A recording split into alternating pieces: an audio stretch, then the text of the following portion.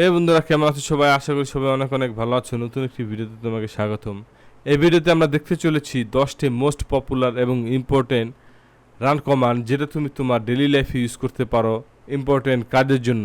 তো চলো বন্ধুরা, কথা না বলে ভিডিওটি শুরু করা যাক।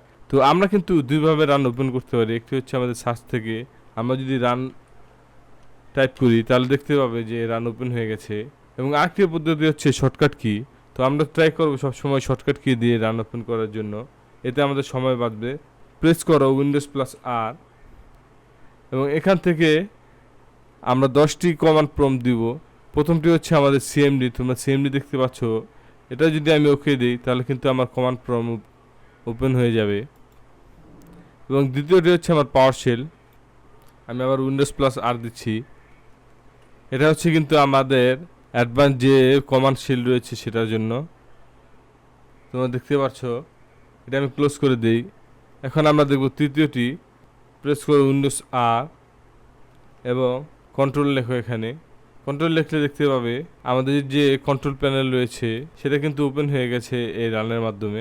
তুমি কিন্তু চাইলে সহজে এটি ওপেন করতে পারো। এবং পরবর্তীটি হচ্ছে এমএস কনফিগ।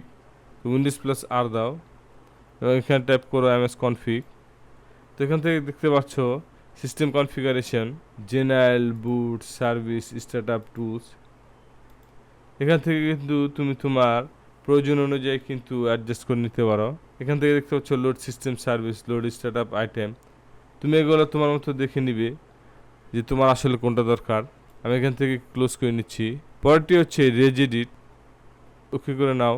এখান থেকে তোমার যে রেজিস্ট্রি এডিটর আছে সেটা কিন্তু তুমি ওপেন করতে পারবে, এবং এখান থেকে তুমি যে ভ্যালুগুলো দেখছো তোমার প্রয়োজন অনুযায়ী কিন্তু চেঞ্জ করে নিতে পারবে।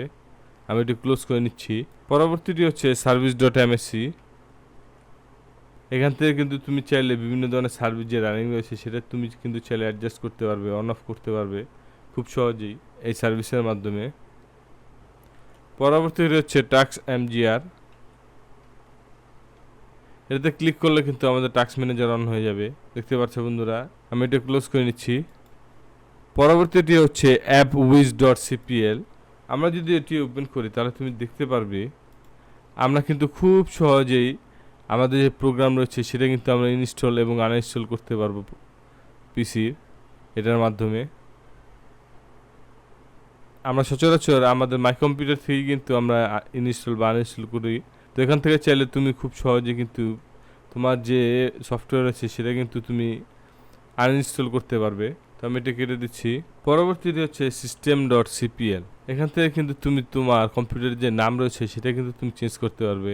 কম্পিউটার ডিসক্রিপশন, হার্ডওয়্যার ইত্যাদি দেখতে পাচ্ছ, device manager, advance system protection, remote. তুমি চাইলে কিন্তু এখান থেকে রিনেম করতে পারবে। তো আমি এটি ক্লোজ করে দিচ্ছি।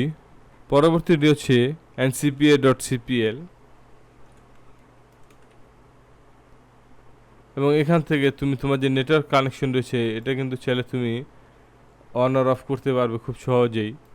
দেখতে পাচ্ছ ইন্টারনেট, ডিসেবল দিস নেটওয়ার্ক। এখান থেকে চাইলে কিন্তু তুমি তোমার পিসি বা ল্যাপটপের নেটওয়ার্ক কানেকশন কিন্তু অন বা অফ করতে পারবে খুব সহজেই। তো বন্ধুরা, তুমি যদি এইরকম বিষয়ে আরও ভিডিও চাও তাহলে কমেন্ট করো কোন বিষয়ের উপর তুমি ভিডিও চাচ্ছ। আর ভিডিওটি যদি ভালো লাগে তাহলে চ্যানেলটি অবশ্যই সাবস্ক্রাইব করো এবং পাশে থাকা বেল আইকনটি ক্লিক করো। দেখা হবে পরবর্তী কোনো নতুন ভিডিওতে।